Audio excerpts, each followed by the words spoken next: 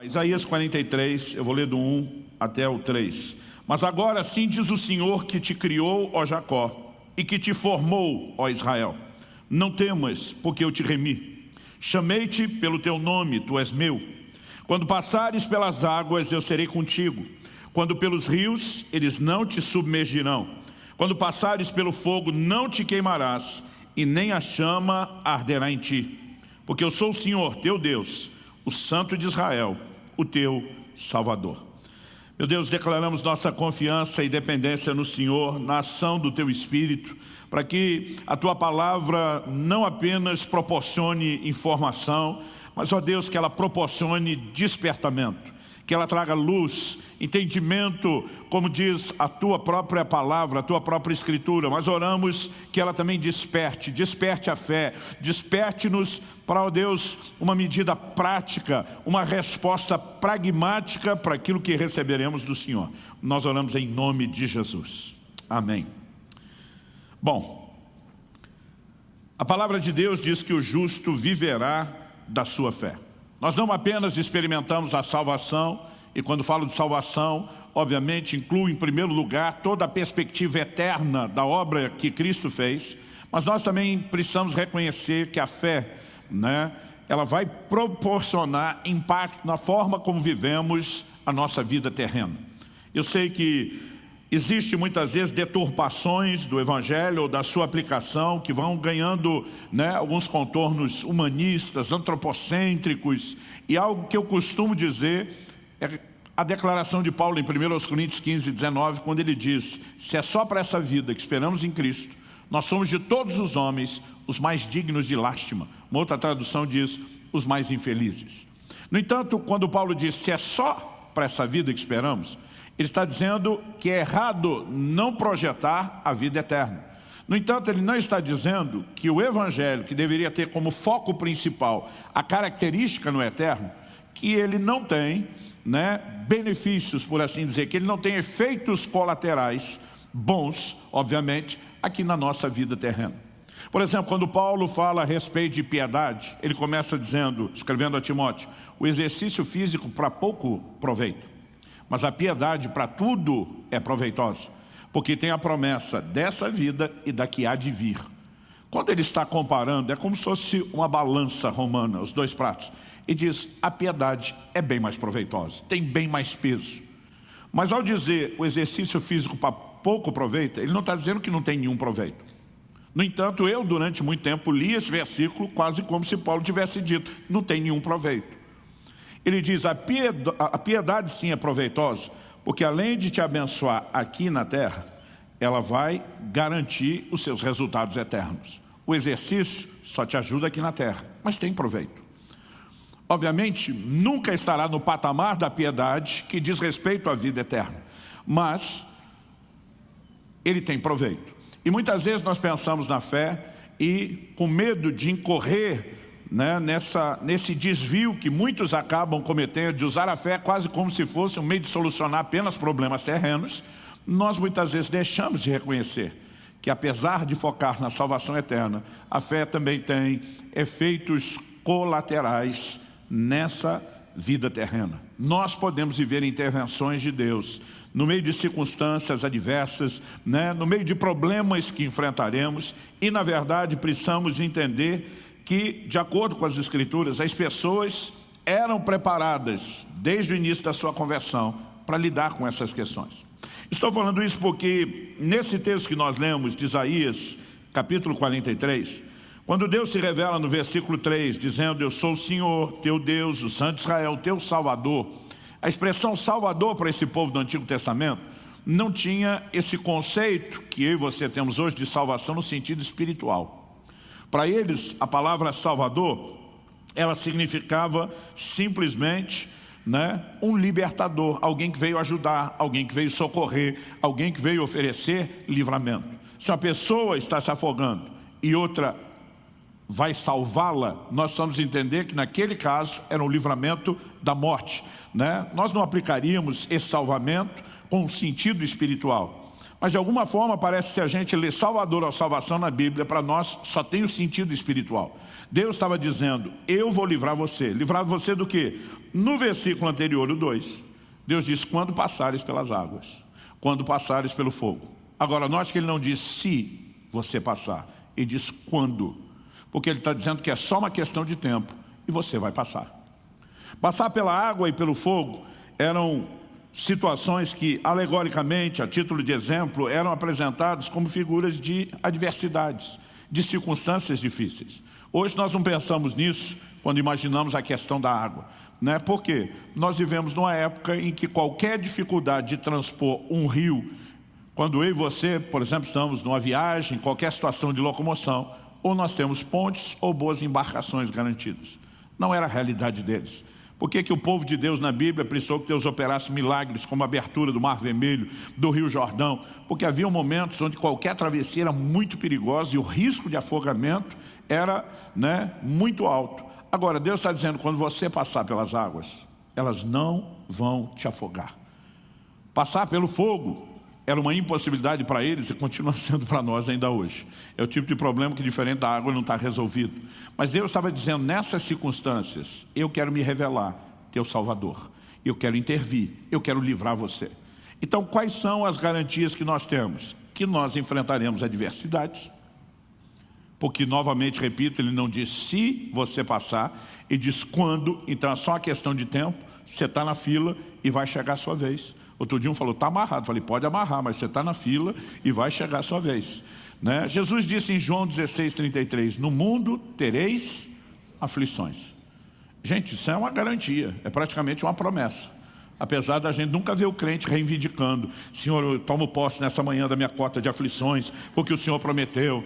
Outro dia um falou para mim, não pastor, esse é o tipo de promessa, eu não precisa nem crer, ela cumpre sozinha. Vem fácil, fácil. Agora, o que eu e você precisamos compreender é que assim como Jesus disse, vocês vão ter aflições, mas tenham bom ânimo. Aqui no verso 1, antes de mais nada, antes de dizer que a gente ia passar pela água e pelo fogo, Deus começa também dizendo, não temas, não tenha medo. Aliás, gente, é impressionante o como essa frase é repetida ao longo da Bíblia. E Deus sabia o quão importante era não sucumbir ao medo. O quão importante era gerenciar as nossas reações interiores diante de circunstâncias adversas, senão ele não teria falado tanto a respeito do assunto. E o que eu e você precisamos entender é que há tanto nesse versículo, como em muitos outros na Bíblia, uma mesma construção. Qual é a construção? É algo que nos ajuda a entender a dinâmica de operação da fé. Porque eu não sei você, mas eu me lembro desde garoto, desde a adolescência, de ver a maioria dos pregadores dizendo, você tem que crer, tem que acreditar, use sua fé. Mas a maioria não me explicava direito nem o que era fé e como a fé funciona. A gente muitas vezes presumia que todo mundo deve saber o que é exercer fé. Mas muitas vezes em termos práticos, você vai conversar com gente até hoje, com anos de caminhada, e às vezes ele não entende direito. Outro dia eu abordei falei, meu amigo, por que você ora fazendo tanta careta? Cara de fé, pastor, cara de fé. Eu falei, como é que é? Existe uma cara de fé agora? Agora, a gente imagina e cria coisas que às vezes nem bíblicas são, por falta da instrução, daquilo que já está claramente revelado nas Escrituras. Então o que eu quero compartilhar com você hoje, para mim é um dos princípios mais esclarecedores sobre o funcionamento da fé. Jesus disse, no mundo tereis aflições, mas tem de bom ânimo, eu venci o mundo. Outro dia um falou para mim, ele é Jesus, ele vai vencer o mundo, nós não. Eu falei, olha, mas o apóstolo João, diz lá em 1 de João, capítulo 5, verso 4, todo aquele que é nascido de Deus vence o mundo. E essa é a vitória que vence o mundo, a nossa fé. Então, não apenas Jesus pôde vencer, mas cada um de nós que nascemos de Deus, que fomos regenerados, que vivenciamos o novo nascimento, também podemos vencer o mundo. E o recurso para vencermos é o quê? A nossa fé. Agora, se Jesus usa a expressão que é para ter bom ânimo, e o mesmo João que registrou isso lá na frente, está dizendo que o que vence é a fé, não dá para desconectar a reação do ânimo com o funcionamento da fé. E é aqui que eu quero começar chamando a sua atenção. Essa é a razão pela qual Deus, antes de dizer eu sou o seu Salvador, Ele diz as circunstâncias que ele ia passar. Mas antes de dizer o que ia passar, prometendo salvar, ele também disse, não tem necessidade de ter medo, porque quando passar, você não está sozinho ou abandonado. Eu estou com você. E não estarei presente apenas para fiscalizar. Estarei lá para oferecer ajuda. Quem está entendendo aí, diga amém. Então, basicamente, o que eu percebo ao olhar essas declarações bíblicas é que a fé, ela tem dois estágios bem distintos. O primeiro estágio da fé diz respeito ao que acontece dentro de nós, do lado de dentro. O segundo, que será inevitavelmente um desdobramento, um efeito colateral do primeiro, diz respeito ao que vai acontecer do lado de fora nas circunstâncias. A fé, ela não começa produzindo resultado do lado de fora nas circunstâncias, sem primeiro produzir resultado do lado de dentro, na maneira como nós lidamos, né, com as questões interiores. Então, para mim isso fica bem claro quando a ênfase de Deus começa aqui justamente no não temas. Daqui a pouco nós vamos perceber como isso é repetido, como isso é enfatizado ao longo das Escrituras. Eu me lembro, enfatizando ainda essa questão dos dois estágios da fé e que o primeiro é interior, eu me lembro quando garoto de ouvir meu pai várias vezes repetir um versículo bíblico que está lá em Provérbios 24:10, que diz, se te mostrares frouxo no dia da angústia, tua força será pequena. O texto está dizendo que uma reação interior, emocional errada, compromete a força na hora de enfrentar o problema. Mas basicamente a Bíblia não está falando meramente sobre a sua força. Eu diria que isso compromete inclusive a força que Deus poderia manifestar em meu e em seu favor. Porque é o que diz Isaías capítulo 30, versículo 15. Porque assim diz o Senhor Deus, o Santo de Israel, em vos converterdes e em sossegardes está a vossa salvação. Leia-se, livramento. E na tranquilidade, na confiança, a vossa força. Deus está dizendo, em sossegar, descanso interior, está o seu livramento.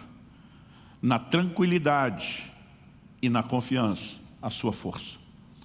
Nós precisamos entender que antes da fé produzir qualquer resultado lá de fora, ela precisa se manifestar, trazendo força interior.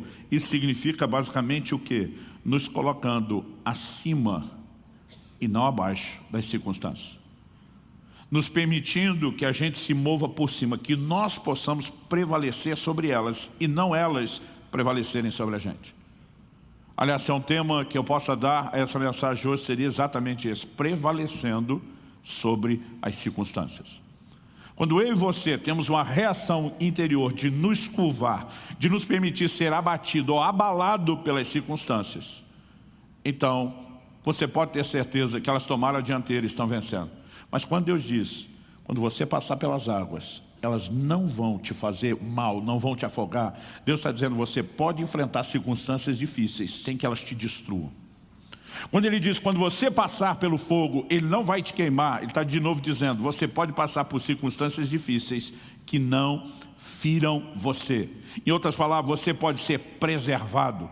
As circunstâncias não precisam trazer nenhum dano para você. Isso significa que em vez delas prevalecerem, você é que vai prevalecer sobre elas.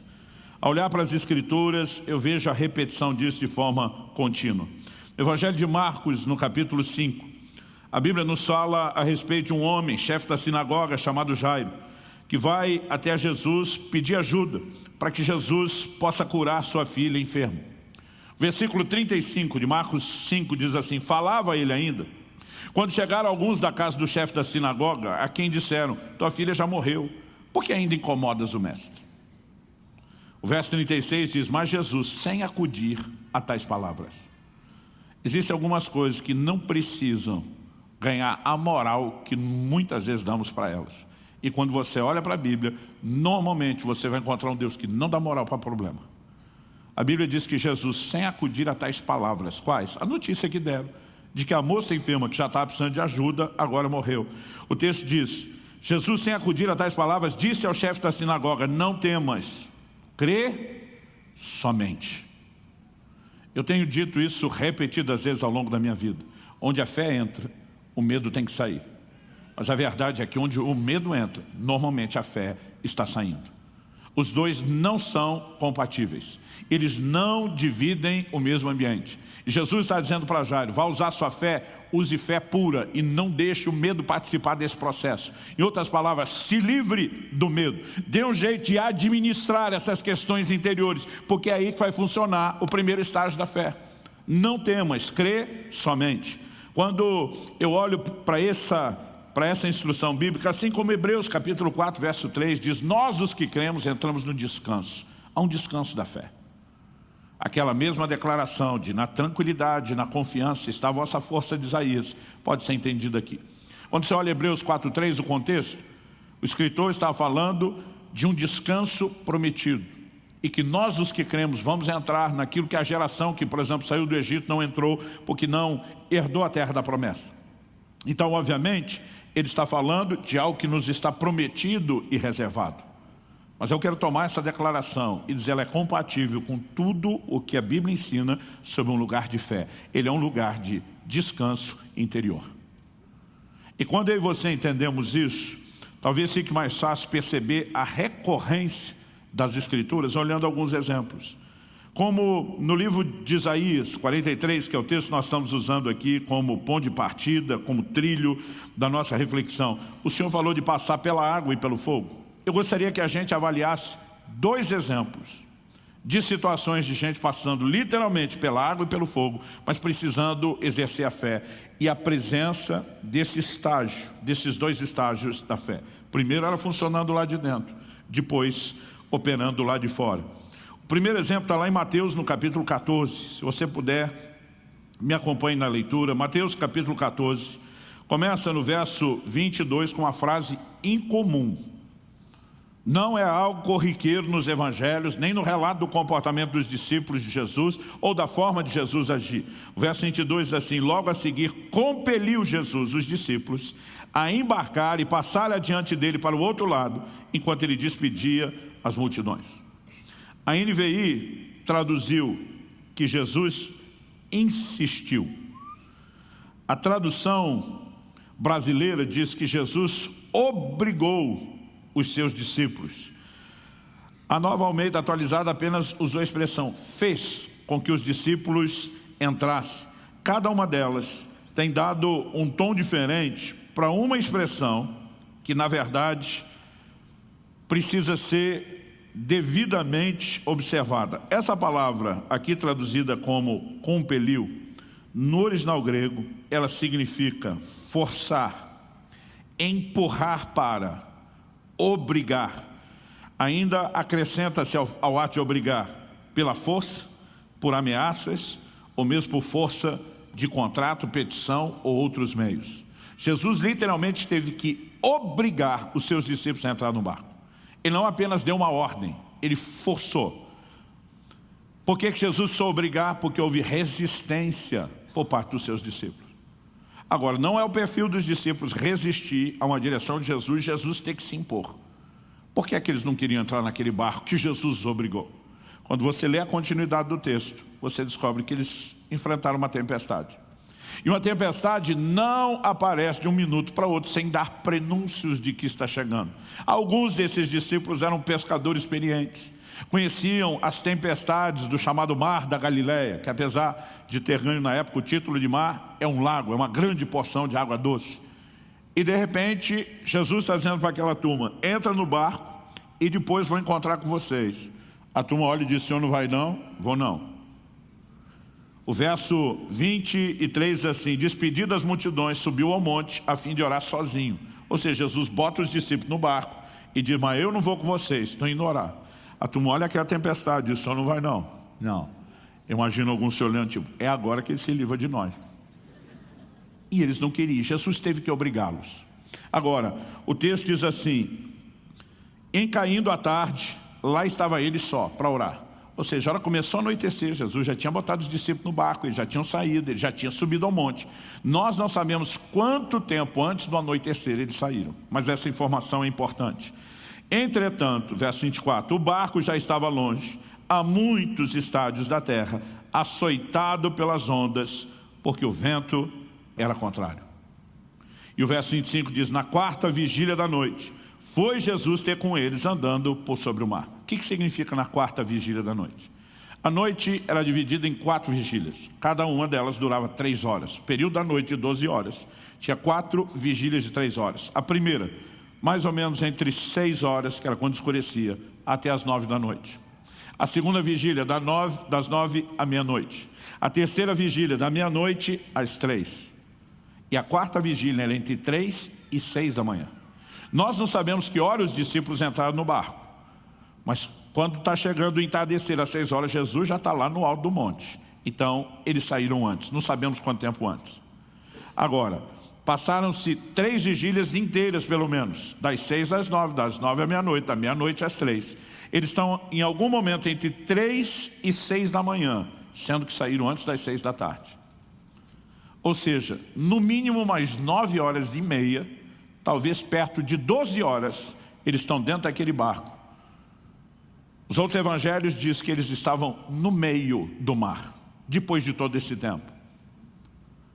Eu costumo brincar que uma das coisas difíceis de estar no meio é que se você desistir da missão, está tão longe quanto, né? Interrompê-la. Depois de todo esse esforço, eles não conseguiram atravessar. A maior distância, falando da largura, não do comprimento do mar da Galileia, imaginando onde eles estavam atravessando a menor, não a maior distância, não o comprimento. Ela pode dar em torno de 11 quilômetros. Significa que eles tinham talvez conseguido, em todo esse tempo, chegar na metade. Um dos evangelhos diz que eles estavam literalmente na metade. O evangelho de João, quando dá a medida de estádios, aqui Mateus só diz muitos, quando você faz a conta da medida em estádios que João dá, 5,5 km, seria metade dos 11. Nesse momento, depois de tanto esforço, imagino que aqui já não é apenas o cansaço envolvido, é praticamente um desespero batendo, no meio da tempestade. Então, além de estar à noite, se temos uma tempestade, não estamos falando de um céu com lua ou estrelas. Então, no meio daquele escuro, entre um relampejar e outro, eles veem um vulto de uma pessoa que vem andando sobre as águas. A minha pergunta é, como você reagiria? O verso 26 diz, os discípulos ao verem-no andando sobre as águas, ficaram aterrados, e isso significa aterrorizados, e exclamaram, é um fantasma. O texto ainda diz que eles, de medo, tomados de medo, gritaram. Imagina se fossem uns crentes hoje, já estava dizendo, está amarrado em nome de Jesus, o sangue de Jesus tem poder, dependendo de onde veio, o linguajar teu não ter mudado, já estava havendo uma pronúncia de um cruz credo, né? Eu não sei o que aconteceria conosco, mas gente, não se espera ver essa hora da madrugada uma pessoa andando sobre as águas. Primeira coisa que eles pensaram, é algo espiritual. O desespero toma conta deles. E o versículo 27 diz, mas Jesus imediatamente lhes disse. O que você diz a alguém nessa hora? E diz, tenham bom ânimo, sou eu, não temais. Quase sempre em qualquer circunstância de adversidade, esse é o discurso divino, essa é a mensagem bíblica. Tenha bom ânimo, não tenha medo. No momento que Jesus faz essa declaração, a Bíblia diz o verso 28, respondendo-lhe Pedro, diz, a gente acredita que pelo estilo de temperamento que Pedro tinha, que nós lemos nas entrelinhas, Pedro era o cara que pensava falando e falava pensando. É aquele tipo de gente que fala primeiro e às vezes até pensa depois, se não for ao mesmo tempo. Ele disse, és tu, Senhor Jesus, manda-me ter contigo sobre as águas.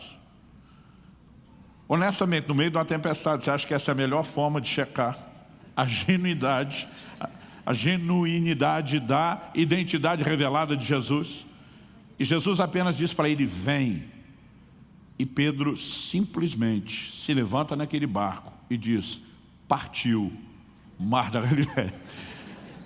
Eu fico imaginando, porque todo mundo fala mal do Pedro, gente. Mas o Pedro foi o mais doido e o mais arrojado de todos esses. A gente tem mania de chamar o Pedro de incrédulo, mas é fácil chamar alguém de incrédulo quando eu e você nunca teríamos saído do barco.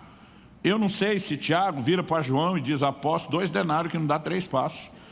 Eu não sei como foi a reação dos outros, gente, mas ninguém se empolgou aí junto. E o texto nos mostra que Pedro andou sobre as águas. Então, verso 29, ele disse, vem, e Pedro descendo do barco, andou por sobre as águas e foi ter com Jesus. Reparando, porém, na força do vento, teve medo. E começando a submergir, gritou: salva-me, Senhor. Aonde o medo entra, a fé sai. Aonde a fé entra, o medo sai. Jesus chega expulsando o medo e dizendo: não tenham medo, tenham bom ânimo.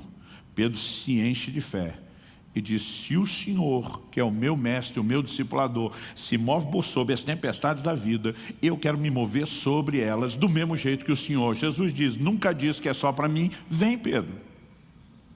E Pedro simplesmente sai, entendendo que aquilo é para ele. Mas de repente ele começa a reparar no quê? Nas circunstâncias. Um dia alguém me perguntou: pastor, além da definição bíblica de fé, lá em Hebreus 11:1, de que a fé é a convicção de coisas que não se veem, certeza de coisas que se esperam, se o Senhor tivesse que dar algum outro tipo de definição de fé, qual seria? E eu recorri a esse texto. Eu falei: fé é ficar olhando para Jesus na hora da tempestade. Mas se você quiser a minha definição de dúvida ou incredulidade, é olhar para a força do vento, em vez de ir para Jesus, na hora da adversidade. Nós precisamos entender que o foco no lugar errado. E num dos próximos domingos eu vou falar sobre visão de fé.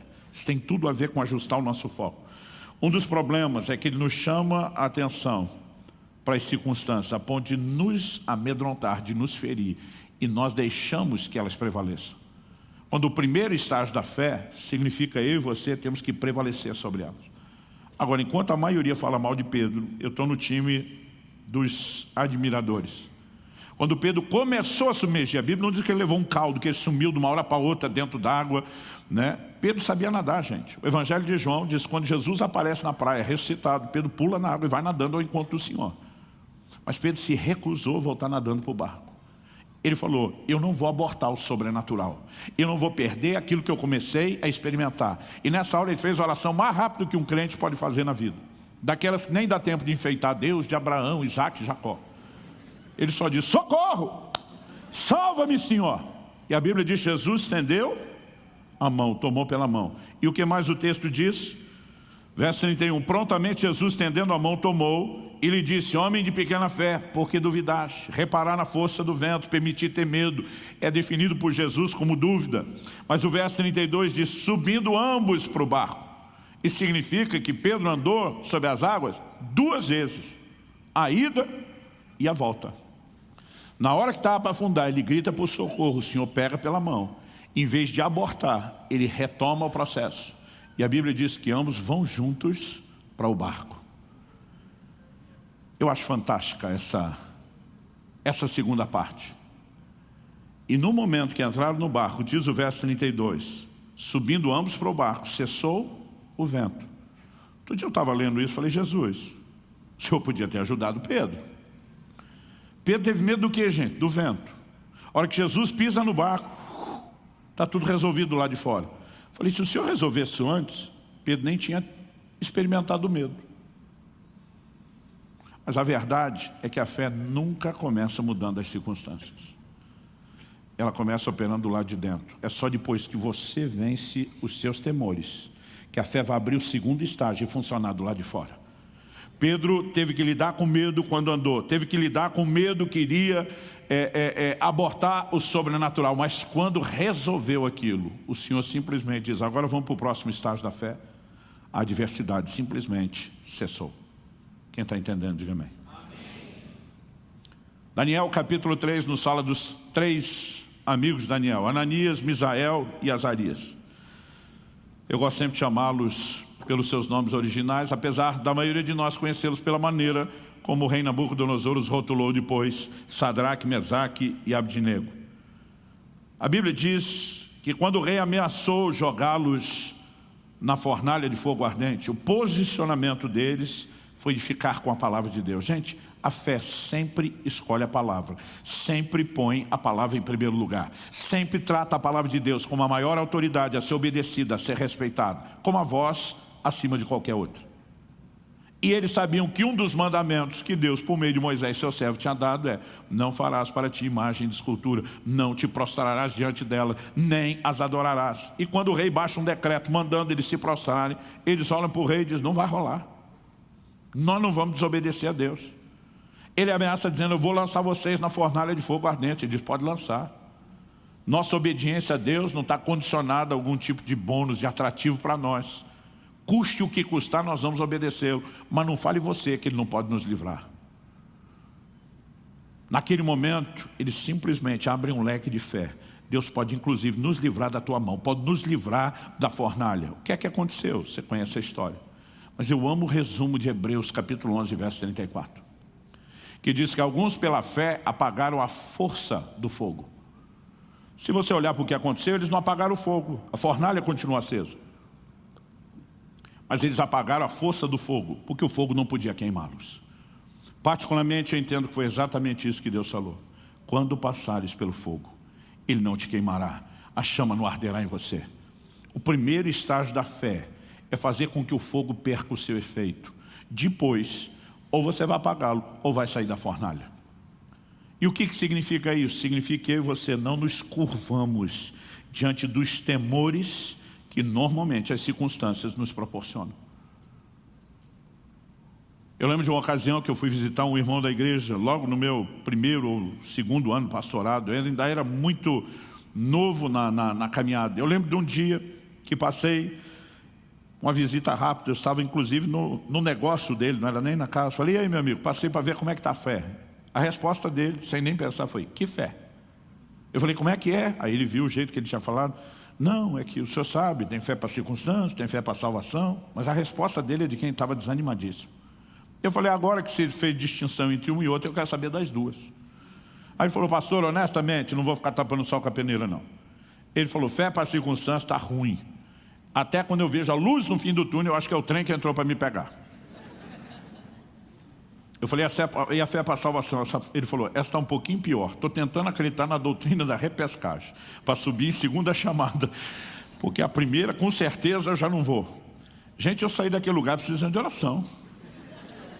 Tem gente que além de desanimado se torna desanimador. Porque se a fé vem por ouvir, nós falamos semana passada que a dúvida também vem, dependendo de quem você der ouvidos. Mas eu lembro que num curto espaço de tempo eu encontrei outro irmão da igreja, estava enfrentando a dificuldade, mas um perrengue daqueles de alto nível. E quando eu encontrei ele, falei, e aí meu querido, tudo bem? Você já percebeu que às vezes a gente pergunta tudo bem só por hábito, você nem quer ouvir a resposta.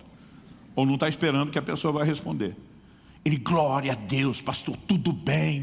E está tão empolgado, falei, aquela situação resolveu?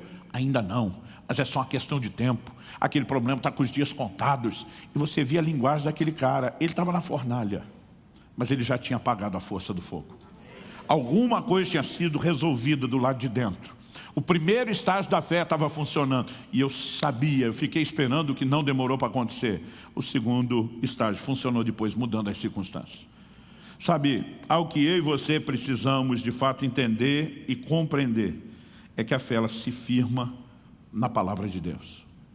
Então muitas vezes nós vamos estar diante de circunstâncias que não combinam com aquilo que Deus está falando. Sabe, não estou dizendo que nenhum de nós nunca vai aceitar uma situação de morte. Mas quando um Jairo ouve Jesus dizendo, não tenha medo da notícia que te trouxeram, crê somente, você estava aqui esperando minha ajuda, esperando que eu fosse até lá. É como se Jesus dissesse, a circunstância pode ter mudado, eu não mudei, minha disposição de te ajudar não mudou, minha promessa de intervir está de pé, será sustentada. É numa hora como essa que eu e você precisamos ter que escolher quem é que nós vamos ouvir. Eu contei há pouco tempo aqui o testemunho do parto do Israel. Eu não estou dizendo, gente, que nós não vamos ter que lidar com algumas situações de perda. Eu sou filho do meio de 3 homens, mas minha mãe teve uma 4ª filha, que era para ser a caçula, viveu 2 dias e morreu.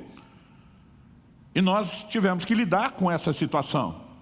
Mas no dia onde meu filho estava na iminência de morrer, o Espírito Santo falou comigo, não foi isso que eu falei a respeito do destino dele. Não foi isso que eu determinei que você esperasse.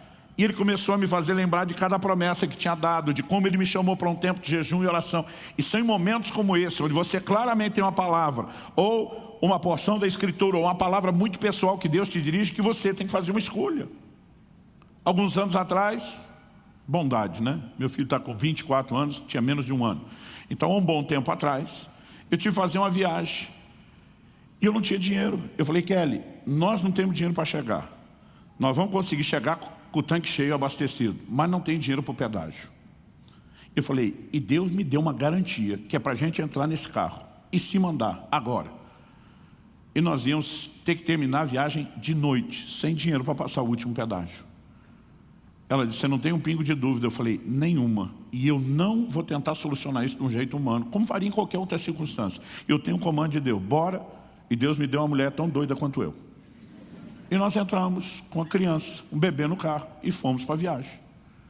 E quando foi aproximando o último pedágio, nós fizemos a conta pelo valor da placa. Quanto tem? Na época, faltava R$2.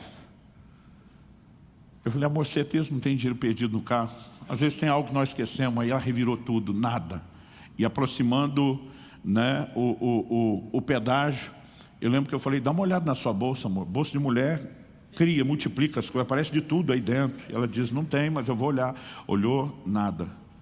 Ela falou, e aí? Eu falei, e aí que sem o dinheiro a gente não passa, mas na estrada a gente não fica. Eu sei o que Deus falou comigo. Nós vamos chegar, eu falei, eu não posso parar no guichê, mas nós vamos chegar o mais perto possível e ver o que é que Deus vai fazer. Quando a gente estava chegando perto do pedágio, já menos de 1 quilômetro, uma chuva forte, forte, forte. Muitos carros já começaram a encostar, ligar o pisca-alerta. Eu falei, vou avançar um pouquinho, mas de repente, não sei se começou a cair o granizo depois ou ele estava depois, não dava para continuar, eu tive que encostar também. Eu estava a 200, talvez não dava 300 metros do pedágio. Liguei o pisca-alerta, falei, agora eu tenho tempo aqui, todo mundo está parado, tem um motivo, nós também temos. Falei, amor, bora orar e agradecer o dinheiro desse pedágio que Deus vai nos mandar. De repente eu levei um susto, porque eu não estava esperando acontecer, já estava escuro, uma chuva daquela, a visibilidade terrível. Alguém batendo com força no vidro do carro para fazer mais barulho que o granizo. Eu olho um camarada debaixo de uma pilha de jornal para se proteger das pedras. Eu abri só um pouco o vidro, porque entrava pedra para o lado de dentro do carro. Ele disse, faltou dinheiro para o pedágio. Eu, hã? Tipo, o que está acontecendo? O cara estendeu R$2, eu peguei, ele saiu correndo em direção ao prédio da administração. Até hoje não sei te explicar o que aconteceu. O dia que eu chegar no céu, uma das minhas muitas perguntas vai ser, que era o cara do pedágio? Que loucura foi aquela? Um cara... Você consegue imaginar um cara sair debaixo da chuva de granizo, se protegendo com a pilha de jornal, das pancadas de pedra, para oferecer um dinheiro para alguém que não pediu? No meio de todos aqueles carros parados. Mas uma coisa que eu posso te garantir, a fé funciona.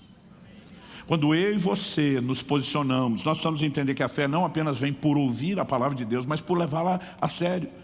A fé é convicção. Convicção do quê? De que aquele que falou é responsável pelo que falou, não está de brincadeira com o que falou, ele não pode mentir. Ele diz em Jeremias 1,12, eu, Senhor, velo sobre a minha palavra, vigio para fazê-la cumprir.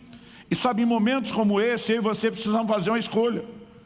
Falar para você que a hora que eu olhei aquela estrada escura à noite, imaginar ter que ficar no acostamento com esposa e criança, não era algo assustador? Era, mas algo que eu aprendi com o tempo, você tem que funcionar no primeiro estágio da fé e resolver essa situação dentro de você. Depois você vai ver o segundo estágio abrir e funcionar. Quem está entendendo aí, diga amém. Eu quero terminar te encorajando. Há momentos onde eu e você vamos andar debaixo de algumas palavras de Deus e vamos ter que confiar nele. Isso não significa que nós não vamos ter que gerenciar sentimentos que surgem. Olha o que Paulo diz em 2 Coríntios, capítulo 1, dos versos 8 a 10. Ele diz, porque não queremos, irmãos, que ignoreis a natureza da tribulação que nos sobreveio na Ásia. Porquanto foi acima das nossas forças, a ponto de desesperarmos até da própria vida. Não é um cara qualquer, é um gigante na fé, como Paulo dizendo. Gente, o negócio foi tão tenso que eu cheguei ao ponto de desesperar da vida. Isso, o que é interessante é dizer, e eu não quero que vocês ignorem, eu quero que vocês saibam, eu vou abrir o jogo com você. Foi para lá de assustador. Mas olha o verso 9 e 10. Contudo, todavia, no entanto, entretanto, apesar disso, já em nós mesmos tivemos a sentença de morte para que não confiemos em nós, e sim no Deus que ressuscita os mortos. Paulo diz, eu já aprendi, não sou eu que resolvo o problema, não é meu medo que resolve o problema, não adianta confiar em mim ou na minha capacidade, eu já aprendi a confiar no Deus, que chega ao ponto até de ressuscitar mortos. Não é apenas uma situação irreversível, mas ele está falando no contexto de alguém que está desesperando da vida. Ele está dizendo, se até o morto tem reversão, o cara que ainda aqui está só com medo ou desejando morrer pelo susto que está, mas no meio de uma situação que Deus também pode intervir, e diz, eu escolhi confiar, não em mim, não em nós, mas no Deus que ressuscita os mortos. Confiar é uma escolha, é uma decisão que eu e você tomamos. O versículo 10 diz, o qual nos livrou e livrará de tão grande morte, em quem temos esperado que ainda continuará a nos livrar. E diz, se eu olho para trás, para o passado, há um histórico de livramento de Deus. Se eu olho para frente, há a certeza, o mesmo Deus que vem agindo, vai continuar agindo. Ele diz, por que é que eu vou ficar com medo das circunstâncias? Ele diz, eu escolho colocar os meus olhos e a minha atenção em outro lugar. Quem está entendendo, diga amém. E quando as coisas se resolvem do lado de dentro, normalmente nós seremos levados pela fé a ver o funcionamento do lado de fora. Um outro estágio se abre. Eu quero encerrar compartilhando. Quando morava em Irati, onde plantamos a primeira das comunidades Alcance, antes de vir para Curitiba, eu lembro de quando recebi a visita do pastor Fabian, que hoje está à frente da comunidade Alcance em Juazeiro, na Bahia. Ele ainda não pastoreava, não estava à frente de uma igreja, vinha num processo de discipulado à distância. Ele falou, gostaria de passar um tempo com o senhor aí. Entrei num acordo com a minha esposa aqui e quero aproveitar um período de férias que eu tenho. Poderia passar umas 2 semanas aí contigo? Eu falei, vem para cá. Eu lembro do dia que ele chegou, era um domingo à noite. Nós saímos do culto, fomos buscá-lo na rodoviária. E eu lembro que minha primeira pergunta para ele foi, você já jantou? Ele falou, sim, pastor. Antes da viagem, já comi, já me alimentei. Eu falei, minha segunda pergunta para você, qual foi o maior jejum que você já fez? Ele, maior jejum? Como assim? Eu falei, o jejum mais longo. Ele falou, eu já jejuei um dia. Tem jejum maior do que isso? Eu falei, tem. Ou se tem. Eu falei, já que você veio para querer aprender, ser treinado, você já vai entrar no modo hard. A partir de amanhã, você entra comigo em 3 dias de jejum. Que bom que você já comeu hoje. O que eu não falei para ele é que eu não tinha comida para dar para ele em casa. O camarada veio se hospedar numa casa que não tinha comida. E o negócio estava tão tenso, gente, que realmente não tinha comida. Eu falei para Kelly, eu vou jejuar, porque meu maior desafio não é a comida. É uma conta que depois do 3º dia de jejum eu tenho que pagar. Era uma conta do ministério. Nós tínhamos na época uma revista que a gente bancava a impressão, bancava o correio, mandava estudo de graça para as pessoas e dependia de milagre para pagar. E eu estava diante de um desafio. E eu falei para Kelly, eu vou jejuar. Você aproveita a hora do almoço, visita os irmãos, talvez alguns da nossa equipe, dá de comer para as crianças, nem que seja uma vez por dia, vocês, eu vou para o jejum. E o Fabiano não está sabendo de nada, mas no 3º dia em casa, que ele já estava mais à vontade, eu acho que ele começou a fazer planos para quebrar o jejum. E eu lembro do momento que ele foi e abriu a geladeira. Quando ele abriu, eu lembro até hoje do grito, com o sotaque peculiar do Fabiano. Pastor, essa geladeira está virada num coco. Eu falei, o quê? Num coco. Falei, o coco entendi, não entendi a analogia. Só tem água dentro. Branco e água, é um coco. Eu falei, qual é o problema? Ele falou, o que é que nós vamos comer na hora que terminar o jejum? Já estava planejando o encerramento. Falei, amigo, daqui a pouco nós pegamos a estrada para Curitiba, eu vou pregar num culto. Queira Deus que eles nos dê comida lá, né? Para a gente não ir para o 4º dia de jejum. Mas ele, ainda inquieto, deu uma olhada, abriu uma porta, um armário do outro, falou, pastor, parece que está meio sem comida aqui. Falei, aham. Esse é um dos motivos que nós estamos jejuando, filho. Nós não temos nem como quebrar o jejum se Deus não fizer um milagre. Aí ele, meu Deus. Eu falei, cara, mas tudo que você me ouve contar à distância, você vai poder viver junto comigo, ser uma testemunha em loco. Eu estou tão feliz que você está aqui. Aí nós viemos, pregamos na igreja. Eu lembro que no final ele falou, pastor, pelo amor de Deus, qual o valor da conta que você vai pagar amanhã? Eu falei, 5.000 e tantos reais. Era 5.000 uns quebradinhos. Aí ele falou assim, me deixa contar o que vendeu de livro? Eu falei, você que está com o envelope aí, fica à vontade. Aí ele contou, ele disse, Senhor da glória. Eu falei, o que foi? Ele falou, é muito pouco.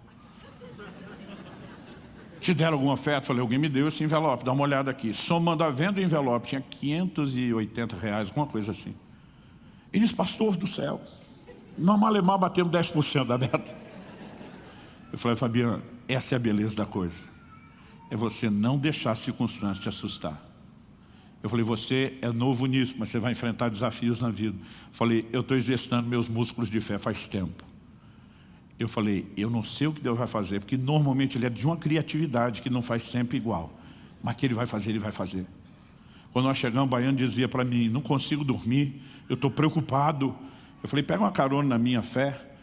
Eu falei, apesar que eu também não sei se eu consigo dormir, porque eu estou empolgado, como é que vai ser dessa vez? Mas o dia seguinte, o telefone tocou, logo pela manhã, e ele me viu atender uma ligação. Era uma pessoa de outro país que estava no Brasil, e ela me ligou e falou, pastor, me perdoe fazer essa ligação, e não quero parecer, né, intruso, mas Deus me mandou fazer uma oferta para o senhor. Eu não tenho dúvida, porque Deus me falou exatamente os centavos do valor que eu preciso dar. Então, o valor inteiro é todo quebrado, até os centavos. Eu lembro que nessa ocasião eu só falei assim, com que banco você trabalha? Não tinha Pix e TED naquela época. Transferência entre bancos era complicado.